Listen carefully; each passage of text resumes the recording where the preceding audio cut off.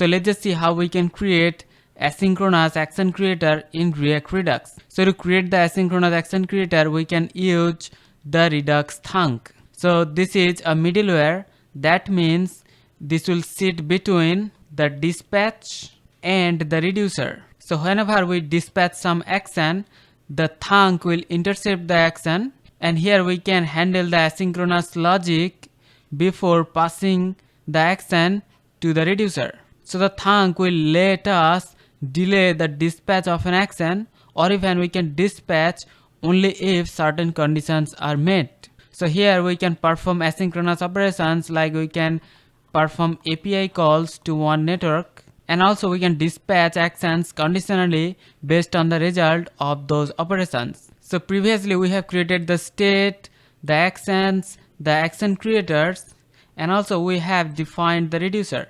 So let's now define our action creator, the asynchronous action creator. From here we can make the API calls. Define the Thunk Action Creator. So let's now define export const fetch data. So you can see other action creator will return one object, but because this is one asynchronous Thunk Action Creator, so this will return one function, and the function takes dispatch as the argument. Now here inside we can perform all of our asynchronous operations. So we're gonna make this one asynchronous function. So first of all, let's just dispatch. So because we are starting the fetch request, so here we're gonna dispatch fetch data request, and then here we're gonna do the API call, and we're gonna make the API call using the Axios. So make sure to install that. We need to install the Axios and the Redux Thunk. So make sure to install those two packages, and once done with the installation, then here on the top we have to import them, Axios from Axios, and now we can use the Axios. So we're gonna make the get request to this endpoint where it returns a list of to-dos. So you can see we have a list of to-dos, so we're gonna use this API endpoint. So let's just paste this right here. So once we have the response, then we can get the data. So response.data. So once we have the data, then we can dispatch the action fetch data success. But in case we have some error, then we're gonna catch the error, and here we're gonna dispatch fetch data failure. So once we have the success, we have to pass the data as a payload, and in case we have the failure, then here we're gonna pass the error message as a parameter. So we are done with our asynchronous action creator, which returns one asynchronous function, and here we are performing all of our API calls.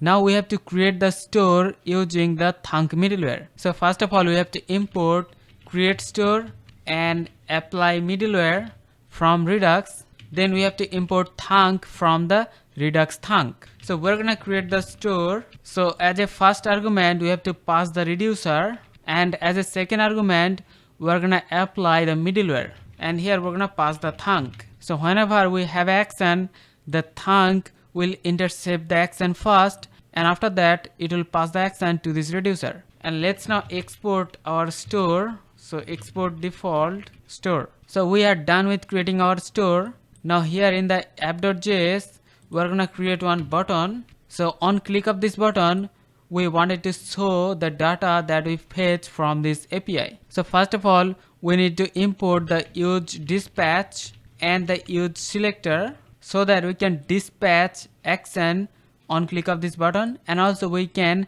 get the state from the store. So we are using the use dispatch. So here on click of this button, we are going to dispatch. So we have to call this fetch data action creator. So for that, we have to import the fetch data right here, and here we have to call the fetch data. So we are getting the data on click of this button. Now once we have the data, we need to use the use selector to get the data in our component. So here we're gonna use the use selector, and from here we're gonna get the state.data.